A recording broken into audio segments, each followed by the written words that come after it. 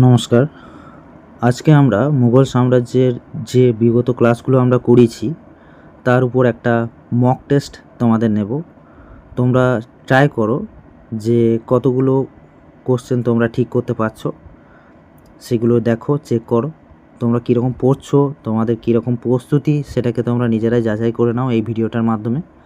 আমি প্রশ্নগুলোকে বলবো এবং অপশানগুলোকে বলবো এবং তার মধ্যেই তোমাদেরকে ভেবে নিতে হবে যে এর সঠিক উত্তরটা কী। ঠিক আছে? তো চলো আমরা টেস্ট শুরু করি। দেখো, প্রথম প্রশ্ন রয়েছে, মুঘল সাম্রাজ্যের প্রতিষ্ঠাতা জাহিরুদ্দিন মোহাম্মদ বাবর কত খ্রিস্টাব্দে ভারতে মুঘল বংশের ভিত্তিপ্রস্তর স্থাপন করেন?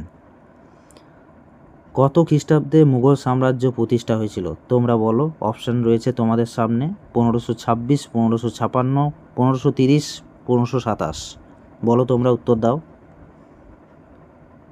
তো অপশান এ, আমরা সকলেই জানি যে পানিপথের প্রথম যুদ্ধ, যেটা 1526 সালে হয়েছিল বাবর এবং ইব্রাহিম লোদির মধ্যে, সেই যুদ্ধটার মাধ্যমেই কিন্তু মুঘল সাম্রাজ্যের ভিত্তিপ্রস্তর স্থাপিত হয় ভারতবর্ষে। ঠিক আছে? তো চলো পরবর্তী প্রশ্ন দেখব। এবং তার আগে বলে রাখি, এই যে 1556 খ্রিস্টাব্দে পানিপথে দ্বিতীয় যুদ্ধ হয়েছিল হেমুর সাথে তোমার আকবরের হয়ে লড়েছিল বেরাম খাঁ। ঠিক আছে? এবং আমরা এটাও জানি যে 1530 খ্রিস্টাব্দে বাবর মারা গিয়েছিল। হ্যাঁ, এবং 1527 খ্রিস্টাব্দে খানোয়ারের যুদ্ধ হয়েছিল। তো তোমাদের প্রত্যেকটা ইয়েগুলো নিয়েই আলোচনা করে দিলাম আমি। পরবর্তী প্রশ্নটা হচ্ছে কী রয়েছে দেখব আমরা। বলেছে যে পানিপথের প্রথম যুদ্ধ, যেটা 1526 খ্রিস্টাব্দে হয়েছিল, কার মধ্যে সংগঠিত হয়েছিল? বলো তোমরা, উত্তর দাও। বাবর এবং রানা সঙ্গ, বাবর এবং ইব্রাহিম লোদি, আকবর এবং হিমু, অপশান ডি হচ্ছে হুমায়ুন এবং শের শাহ। কার মধ্যে হয়েছিল তোমরা বলো। তো আমরা কিছুক্ষণ আগেই এটা নিয়ে আলোচনা করলাম যে পানিপথের প্রথম যুদ্ধটা হয়েছিল বাবর এবং ইব্রাহিম লোদির মধ্যে। ঠিক আছে? 1526 খ্রিস্টাব্দে এটা সংগঠিত হয়েছিল। পরবর্তী প্রশ্ন, বাবর তার আত্মজীবনী তুজুকি বাবরি বা বাবরনামা মূল কোন ভাষায় রচনা করেছিলেন? তো তোমরা বলো যে কোন ভাষায় বাবরের তুজুকি বাবরি রচিত হয়েছিল। এটা খুবই সহজ, আমরা সবাই জানি যে এটা তুর্কি ভাষায় রচিত হয়েছিল। ঠিক আছে? তোমরা বলো যে এটাকে পরবর্তীকালে কোন ভাষায় রচনা করা হয়েছিল এবং তার নাম কি দেওয়া হয়েছিল। ঠিক আছে? পরবর্তী প্রশ্ন, কোন যুদ্ধের ঐতিহাসিক সাফল্যের পর বাবর গাজী উপাধি ধারণ করেন? গাজী উপাধি কোন যুদ্ধের পর বাবর ধারণ করেছিলেন গাজী উপাধি? তো তোমরা বলো, উত্তর দাও। অপশান 4। দেখো, এখানে একটু ভুল আছে, মানে একটা খানোয়ারের যুদ্ধ হবে। হ্যাঁ, তো তোমরা উত্তর দাও, কোনটা উত্তর হবে। তো উত্তর হচ্ছে খানোয়ারের যুদ্ধ। ঠিক আছে? 1527 খ্রিস্টাব্দে যে খানোয়ারের যুদ্ধ হয়েছিল, সেখানে সেই যুদ্ধে জয়ের পর কিন্তু বাবর গাজী উপাধি ধারণ করেছিলেন। পরবর্তী প্রশ্ন, মুঘল সম্রাট হুমায়ুন ও শের শাহ সুরির মধ্যে বিখ্যাত চৌসার যুদ্ধ কত সালে সংঘটিত হয়েছিল? তো কত খ্রিস্টাব্দে সংঘটিত হয়েছিল? তোমাদের বহুবার বলেছি, হুমায়ুন এবং শের শাহ পড়ানোর সময় আমি বারবার বলেছিলাম যে চৌসারের যুদ্ধ কত খ্রিস্টাব্দে হয়েছিল। বলো তোমরা। হ্যাঁ, 1539 খ্রিস্টাব্দে শের শাহের সাথে তোমার হুমায়ুনের চৌসারের যুদ্ধ সংঘটিত হয়েছিল। পরবর্তী প্রশ্ন আমরা দেখব কী রয়েছে। দিল্লির দিনপানাহা নামক নগরীটি কোন মুঘল সম্রাট নির্মাণ শুরু করেছিলেন? দিনপানাহা কে নির্মাণ শুরু করেছিলেন? উত্তর দাও তুমি। তো দিনপানাহা কে করেছিলেন? দিনপানাহা করেছিলেন হুমায়ুন। তোমাদের টার্গেট থাকবে ম্যাক্সিমাম স্কোর করার। এখান থেকে টোটাল 50টার মধ্যে অ্যাটলিস্ট তোমাদেরকে 35-এর উপরে স্কোর আনতেই হবে তোমাদের। ঠিক আছে? মধ্যযুগীয় ভারতের বিখ্যাত গ্র্যান্ড ট্রাঙ্ক রোড কে নির্মাণ করেছিলেন? খুবই সহজ question. Grand trunk road, GT road, আমরা জানি সকলেই যে জিটি রোডকে করেছিলেন। তো জিটি রোড করেছিলেন শের শাহ সুরি। পরবর্তী প্রশ্ন, আমার বলার আগে তোমরা উত্তর দেওয়ার চেষ্টা করো। আমি ইচ্ছা করেই তোমাদের একটু স্লো যাচ্ছি, ঠিক আছে, যাতে তোমাদের একটু সময় পেয়ে যাও। 8 নম্বর প্রশ্ন, সুর সাম্রাজ্যের প্রতিষ্ঠাতা শেরশাহের আসল বা প্রকৃত নাম কী ছিল? বলো তোমরা। সবই কিন্তু করানো হয়েছে তোমাদের ক্লাসে। Option A Farid Khan. ফরিদ খাঁ ছিল শেরশাহের প্রকৃত নাম। পরবর্তী প্রশ্ন, কৃষক ও রাষ্ট্রের মধ্যে সম্পর্ক সুদৃঢ় করতে পাট্টা কাবুলিয়াত প্রথার প্রবর্তন কে করেছিল? পাট্টা এবং কাবুলিয়াত প্রথার প্রবর্তন কে করেছিল? বলো। প্রত্যেকটা কোশ্চেন খুব খুব সহজ, খুব ইম্পর্ট্যান্ট, এবং প্রত্যেকটা কোশ্চেন কিন্তু আমার আগের ভিডিওতে করানো আছে। তোমরা যদি না পারছো, তার মানে তোমার কোথাও না কোথাও তোমাদের প্রস্তুতি কিন্তু ঠিক মতো নেওয়া হচ্ছে না। হ্যাঁ, তোমরা যদি উত্তর দিতে পেরেছো, যারা শেরশাহ সুরি অ্যান্সার দিয়েছো তারা একদম ঠিক উত্তর দিয়েছো। পাট্টা এবং কাবুলিয়াত এই প্রথা চালু করেছিল কে? শেরশাহ সুরি। পরবর্তী প্রশ্ন, পানিপথের দ্বিতীয় যুদ্ধ যেটা হয়েছিল 1556 খ্রিস্টাব্দে কার মধ্যে লড়া হয়েছিল? আমি কিন্তু প্রথম প্রশ্নতেই কিন্তু এটা আলোচনা করেছি, ঠিক আছে। পানিপথের দ্বিতীয় যুদ্ধ 1556 খ্রিস্টাব্দে যেটা হয়েছিল সেটা কার কার মধ্যে লড়া হয়েছিল? বলো, তোমরা উত্তর দাও। তো এর উত্তর হলো আকবর এবং হিমুর মধ্যে, ঠিক আছে। আকবর এবং হিমুর মধ্যে পানিপথের দ্বিতীয় যুদ্ধ সংঘটিত হয়েছিল। তারপর 11 নম্বর প্রশ্ন, সম্রাট আকবরের নাবালক বয়সে তার অভিভাবক বা রক্ষাকর্তা কে ছিলেন? তো আমরা দেখেছিলাম যখন পানিপথে দ্বিতীয় যুদ্ধ হয়েছিল 1556 খ্রিস্টাব্দে, তখন আকবরের সাথে হিমু লড়াইটা বইয়ে লেখা থাকলেও আকবর কিন্তু লড়াই করেনি, লড়াইটা করেছিল তার হয়ে বৈরাম খাঁ। তো কারণ বৈরাম খাঁই ছিল তার অভিভাবক এবং রক্ষাকর্তা, ঠিক আছে। পরবর্তী প্রশ্ন, এটাও খুব ইম্পর্ট্যান্ট প্রশ্ন, দেখি কজন উত্তর দিতে পারো তোমরা। কত খ্রিস্টাব্দে সম্রাট আকবর এক নতুন ধর্মীয় মতবাদ দিন ই ইলাহি ঘোষণা করেন? দিন ই ইলাহি, এই ধর্মীয় মতবাদটা তিনি কত খ্রিস্টাব্দে ঘোষণা করেছিলেন? অপশনগুলো তোমাদের সামনে রয়েছে, তোমরা দেখে উত্তর দাও। 12 নম্বর প্রশ্ন, অপশন সি 1582 খ্রিস্টাব্দে দিন ই ইলাহি নামক ধর্মীয় মত আকবর ঘোষণা করেছিলেন। পরবর্তী প্রশ্ন, সম্রাট আকবরের দরবারে বিখ্যাত রাজস্ব এবং অর্থমন্ত্রী ফাইন্যান্স মিনিস্টার কে ছিলেন? বলো, সম্রাট আকবরের অর্থমন্ত্রী বা রাজস্ব মন্ত্রী কে ছিলেন বলে দাও। এটাও খুব ইম্পর্ট্যান্ট এবং খুব সহজ কোশ্চেন, বলো উত্তর দাও। রাজা টোডরমল। পরবর্তী প্রশ্ন, মুঘল প্রশাসনিক ও সামরিক ব্যবস্থাকে শক্তিশালী করতে মনসবদারি প্রথা কে চালু করেছিলেন? মনসবদারি প্রথা কে চালু করেছিলেন? উত্তর দাও তোমরা। অপশন বি, মনসবদারি প্রথা চালু করেছিলেন আকবর। পরবর্তী প্রশ্ন, গুজরাট বিজয় স্মরণীয় করে রাখতে সম্রাট আকবর ফতেপুর সিক্রিতে কোন বিশাল তোরণটি নির্মাণ করেছিলেন? তো বলো, তোমরা উত্তর দাও। কোন তোরণটি তিনি নির্মাণ করেছিলেন? তো তিনি, বলো উত্তর দাও। বুলান দরওয়াজা নির্মাণ করেছিলেন। এটাও তোমাদের আলোচনা করা হয়েছে তোমাদের সাথে। পরবর্তী প্রশ্ন, বিখ্যাত হলদিঘাটের যুদ্ধ 1576 খ্রিস্টাব্দে যেটা হয়েছিল, বিখ্যাত হলদিঘাটের যুদ্ধ খুব ইম্পর্ট্যান্ট। হলদিঘাটের যুদ্ধ কত খ্রিস্টাব্দে হয়েছিল? 1576 খ্রিস্টাব্দে হয়েছিল। আকবরের প্রধান সেনাপতি হিসেবে কে রানা প্রতাপের বিরুদ্ধে মুঘল বাহিনীর নেতৃত্ব দিয়েছিলেন? মানে মুঘলদের হয়ে কে ছিলেন, মুঘলদের সেনাপতি হিসেবে কে ছিলেন সেটা জানতে চাওয়া হয়েছিল। হলদিঘাটের যুদ্ধে মুঘলদের সেনাপতিতে কে ছিলেন? বলো। রাজা মান সিং, ঠিক আছে। রাজা মান সিং তিনি হলদিঘাটের যুদ্ধে মুঘলদের হয়ে নেতৃত্ব দিয়েছিলেন। পরবর্তী প্রশ্ন, আকবরের সমস্ত ধর্মের ধর্মগুরুদের সাথে আলোচনার জন্য কত সালে ইবাদতখানা, খুব ইম্পর্টেন্ট, ইবাদতখানা কত খ্রিস্টাব্দে নির্মাণ করেছিলেন? ইবাদতখানা কত খ্রিস্টাব্দে নির্মাণ করেছিলেন? উত্তর দাও তোমরা। ইবাদতখানা নির্মাণ করেছিলেন 1575 খ্রিস্টাব্দে, 1575 খ্রিস্টাব্দে, ঠিক আছে। পরবর্তী প্রশ্ন, আকবরের রাজসভায় বিখ্যাত সঙ্গীতজ্ঞ তানসেন প্রকৃত নাম কী ছিল? আকবরের রাজসভায় বিখ্যাত সঙ্গীতজ্ঞ তানসেনের প্রকৃত নাম কী ছিল? তো তানসেনের প্রকৃত নাম ছিল, বলো। রামতনু পাণ্ডে। রামতনু পান্ডে ছিল আকবরের রাজসভায় বিখ্যাত সঙ্গীতজ্ঞ। তানসেনের প্রকৃত নাম। ঠিক আছে, পরবর্তী প্রশ্ন, অমুসলিমদের উপর ধার্য করা জিজিয়া কর প্রথম কোন মুঘল সম্রাট রদ বা বাতিল করেছিলেন? উত্তর দাও তোমরা। অপশন বি আকবর। আকবর জিজিয়া কর প্রথম করেছিলেন, রদ করেছিলেন। পরবর্তী প্রশ্ন, আকবরের বিখ্যাত জীবনী আকবরনামা আইনি আকবরী গ্রন্থটি কে রচনা করেন? আইনি আকবরী কে রচনা করেন? তোমরা অনেকেই জানো এটা, বলো। আবুল ফজল। আইনি আকবরী আবুল ফজল রচনা করেছিলেন।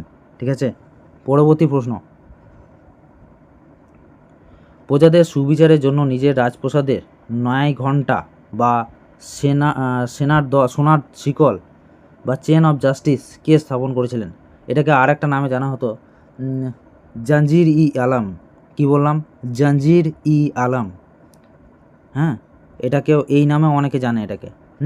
এটাকে ন্যায় ঘণ্টা বা সোনার শিকল বা চেন অফ জাস্টিস ইত্যাদি নামেও পরিচিত ছিল। তার সাথে সাথে জাঞ্জির ই আলম এই নামেও কিন্তু এটা ডাকা হতো। ঠিক আছে, তো এটা কে করেছিল সেটা জানতে চাওয়া হয়েছে এখানে। 21 নম্বর প্রশ্নের উত্তর দাও তোমরা। এটা করেছিল জাহাঙ্গীর। ঠিক আছে, পরবর্তী প্রশ্ন, কোন মুঘল সম্রাটের রাজত্বকালকে মুঘল চিত্রশিল্পের স্বর্ণযুগ বলা হয়ে থাকে? কোন মুঘল সম্রাটের রাজত্বকালকে মুঘল চিত্রশিল্পের স্বর্ণযুগ বলা হয়ে থাকে? বলো তোমরা, উত্তর দাও। 22 নম্বর প্রশ্ন, জাহাঙ্গীরের আমলে চিত্রশিল্পের খুব বিখ্যাত প্রসার ঘটেছিল, সেই কারণে সেই যুগকে মুঘল রাজত্বকালের সেই যুগকে চিত্রশিল্পের স্বর্ণযুগ বলা হয়ে থাকে। পরবর্তী প্রশ্ন, 1615 খ্রিস্টাব্দে ইংল্যান্ডের রাজা প্রথম জেমসের দূত হিসাবে স্যার থমাস রো কার দরবারে এসেছিলেন? 23 নম্বর প্রশ্ন, উত্তর দাও তোমরা। জাহাঙ্গীরের আমলে এসেছিলেন 1615 খ্রিস্টাব্দে। কার আমলে এসেছিলেন? জাহাঙ্গীরের আমলে এসেছিলেন। পরবর্তী প্রশ্ন, 24 নম্বর প্রশ্ন, উত্তর দাও তোমরা। বিদ্রোহী মুঘল রাজকুমার খুসরুকে সাহায্য করার অপরাধে শিখদের পঞ্চম গুরু অর্জুন দেবকে কোন সম্রাট মৃত্যুদণ্ড দিয়েছিলেন? কোন সম্রাট মৃত্যুদণ্ড দিয়েছিলেন একটু বলো তোমরা। কে অর্জুন দেবকে মেরেছিলেন? আমরা ঔরঙ্গজেবের ভিডিওতেও কিন্তু এইটা আমি এক্সট্রা ইনফরমেশনে বলেছিলাম, তোমরা যারা ভালো করে শোনো তারা এটা জানতে পারবে। বলো, 24 নম্বর প্রশ্নের উত্তর দাও তোমরা। Option A Jahangir. জাহাঙ্গীর পঞ্চম শিখ গুরু অর্জুন দেবকে হত্যা করেছিলেন। ঠিক আছে, কিসের কারণে? খসরুকে তিনি সাহায্য করেছিলেন। কেন? খসরু তার পিতার নিজেরই পিতা মানে জাহাঙ্গীরের উপরেই বিদ্রোহ করেছিলেন, আর সেই খসরুকে সাহায্য করেছিলেন পঞ্চম শিখ গুরু অর্জুন দেব, সেই কারণে পঞ্চম শিখ গুরুকে তিনি হত্যা করেছিলেন। পরবর্তী প্রশ্ন, মুঘল সম্রাট জাহাঙ্গীরের আত্মজীবনী তুজুকি জাহাঙ্গীরি কোন ভাষায় রচিত হয়েছিল? বলো, কোন ভাষায় রচিত হয়েছিল তুজুকি জাহাঙ্গীরি? ফার্সি ভাষায়। পরবর্তী প্রশ্ন, সম্রাজ্ঞী নূরজাহানের আসল নাম বা পূর্ব নাম কী ছিল? নূরজাহানের আসল নাম কী ছিল? নূরজাহানের আসল নাম ছিল মেহেরুন্নেসা। ঠিক আছে, তারপর কোন মুঘল সম্রাটের শাসনকালকে মুঘল স্থাপত্যের স্বর্ণযুগ বলা হয়? দেখো, আগেরটা চিত্রশিল্পের স্বর্ণযুগ বলা হতো, কিন্তু এখানে বলা হচ্ছে মুঘল স্থাপত্যের স্বর্ণযুগ। স্থাপত্যের স্বর্ণযুগ বললে একটা আলাদা উত্তর আসবে, চিত্রশিল্পের স্বর্ণযুগ বললে একটা আলাদা উত্তর আসবে। তো এখানে কোন উত্তরটা হবে তোমরা বলো।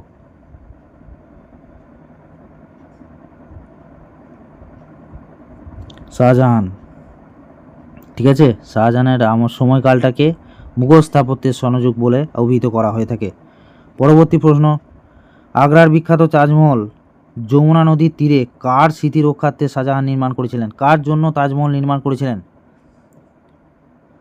তো তিনি মমতাজের জন্য তাজমহল নির্মাণ করেছিলেন, যার আসল নাম ছিল আঞ্জুমান বানু বেগম। পরবর্তী প্রশ্ন, শাহজাহানের অমূল্য কীর্তি ময়ূর সিংহাসন বা পিকক থ্রোন এর প্রধান স্থপতি বা কারিগরি কে ছিলেন? বলো, উত্তর দাও। এর প্রধান কারিগরি ছিলেন Bebadal Khan. Option B Bebadal Khan peacock throne বা ময়ূর সিংহাসনের প্রকৃত কারিগরি ছিলেন। পরবর্তী প্রশ্ন, 30 নম্বর প্রশ্ন, ফরাসি চিকিৎসক ও পর্যটক ফ্রাঁসোয়া বার্নিয়ার কার রাজত্বকালে ভারতে এসেছিলেন এবং মুঘল দরবারে দীর্ঘকাল ছিলেন? বলো, উত্তর দাও। শাহজাহান এবং ঔরঙ্গজেব উভয়েরই রাজত্বকালে তিনি বিদ্যমান ছিলেন। ঠিক আছে, পরবর্তী প্রশ্ন, উপনিষদগুলোকে ফরাসি ভাষায় অনুবাদ করে সির ই আকবর নাম দিয়েছিলেন কোন মুঘল রাজকুমার? বলো, দারা শিখো। সেই জন্য ঔরঙ্গজেব এই দারা শিখোকে কাফের বলে হত্যা করেছিলেন। ঠিক আছে, কেন করেছিলেন? কারণ দারা শিখো উপনিষদকে ফরাসি ভাষায় অনুবাদ করেছিলেন এবং তার নাম দিয়েছিলেন সির ই আকবর। ঠিক আছে, সির ই আকবর।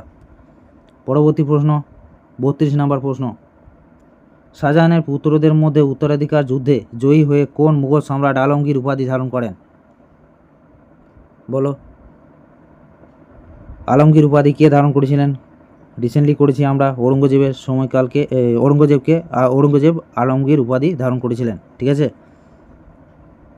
পরবর্তী প্রশ্ন, অত্যন্ত সাধারণ ও ধর্মপ্রাণ জীবনযাপনের জন্য কোন মুঘল সম্রাটকে জিন্দাপীর বলা হতো? জিন্দাপীর কাকে বলা হতো? কোন মুঘল সম্রাটকে বলা হতো? উত্তর দাও। ঔরঙ্গজেবকে বলা হতো জিন্দাপীর। ঠিক আছে, পরবর্তী প্রশ্ন,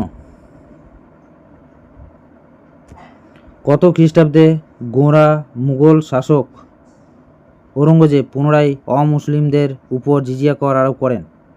বলো, কত খ্রিস্টাব্দে গোঁড়া মুঘল শাসক ঔরঙ্গজেব পুনরায় অমুসলমানদের উপর জিজিয়া কর আরোপ করেন?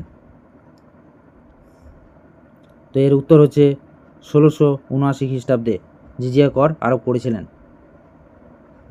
35 নাম্বার কোশ্চেন, দেখো, ইসলাম ধর্ম গ্রহণে অস্বীকৃতি জানানোয় শিখদের নবম গুরু তেগ বাহাদুরকে 1675 সালে কোন মুঘল সম্রাট মৃত্যুদণ্ড দিয়েছিলেন? কে দিয়েছিলেন? কে মেরেছিলেন? বলো, নবম শিখ গুরু তেগ বাহাদুরকে মেরেছিলেন কে? তো অবশ্যই এর উত্তর হচ্ছে ঔরঙ্গজেব।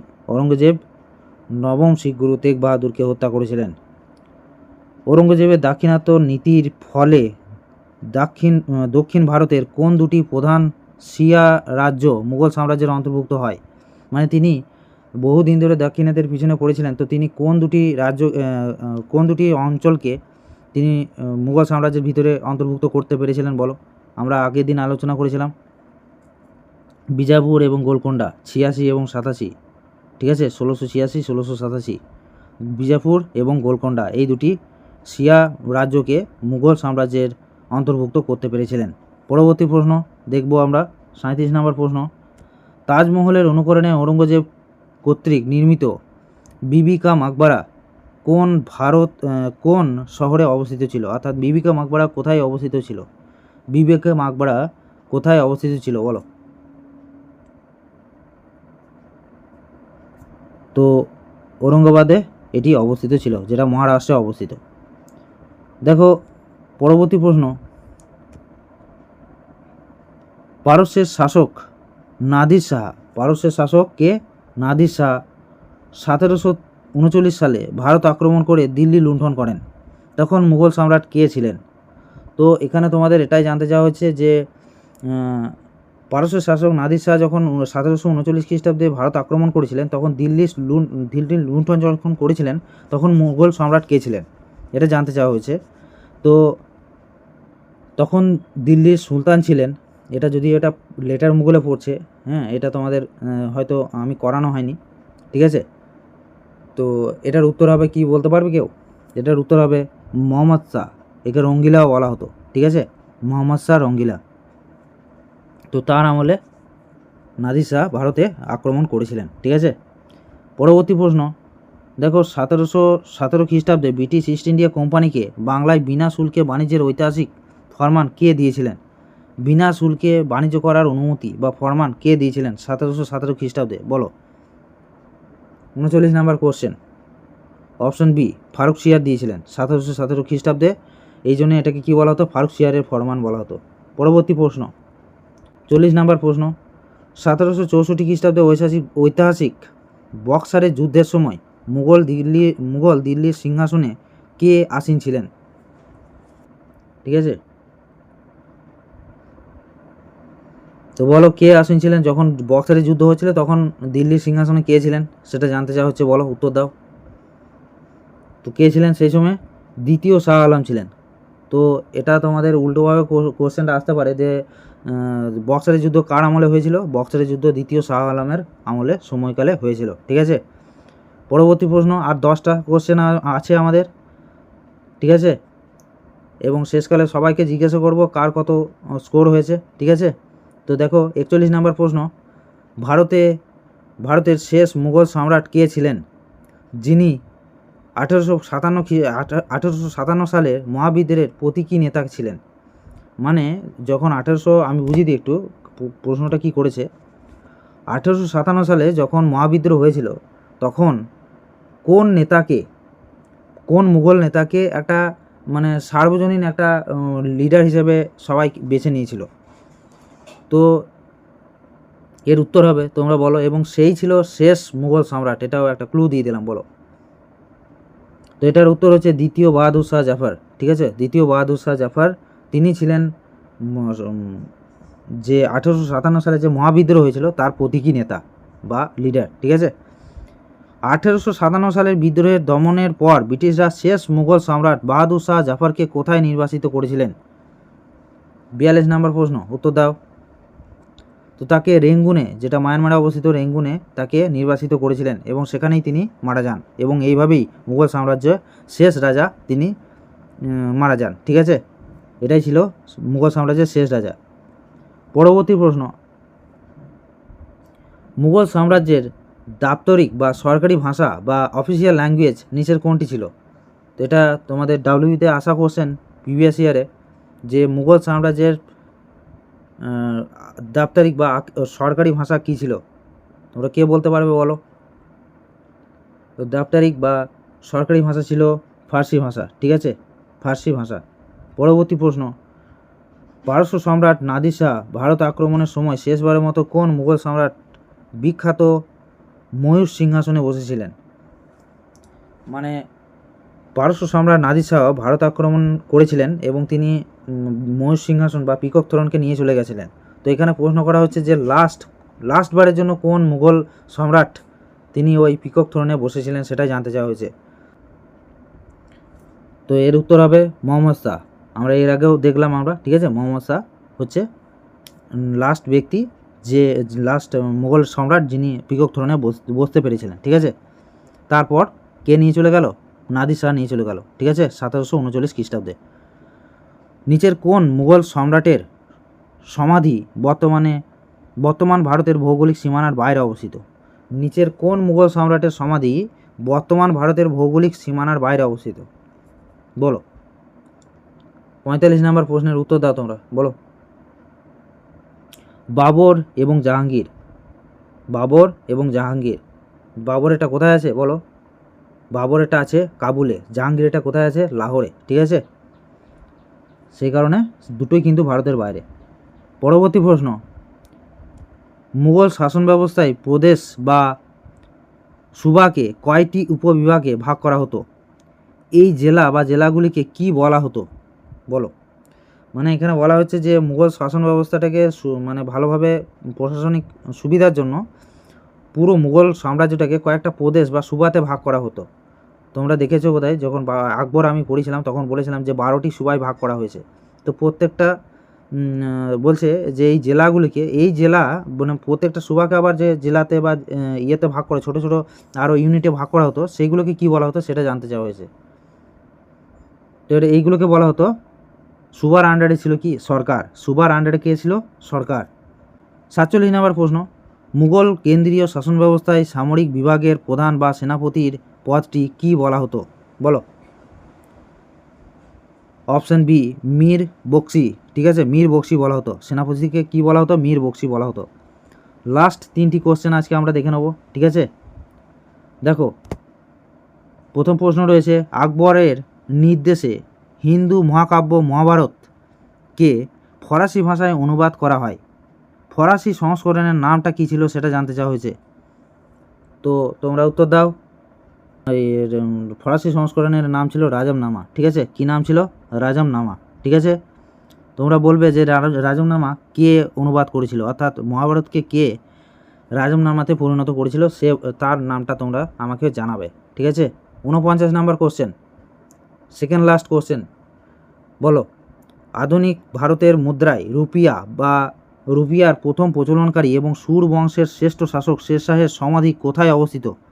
তো এখানে জানতে চাইছে শেরশাহর সমাধি কোথায় অবস্থিত। সোজা কথায় তোমরা এটাও অনেকে জানবে যে সাসারামে শেরশাহের সমাধি অবস্থিত। এটা কোথায় অবস্থিত? বিহারের সাসারামে। এবং আজকের লাস্ট কোশ্চেন, আকবরের প্রবর্তিত ধর্মমত দিন ই ইলাহি গ্রহণকারী একমাত্র হিন্দু দরবারি কে ছিলেন? কোন হিন্দু যে দিন ই ইলাহি ধর্মমত গ্রহণ করেছিলেন বলো তোমরা? তো এটা ছিলেন অপশন, বলো, অপশন সি বীরবল। এই বীরবলের একটা প্রকৃত নাম ছিল, যেটা মনে রেখো, মহেশ দাস, ঠিক আছে? বীরবলের প্রকৃত নাম কি ছিল? মহেশ দাস, ঠিক আছে?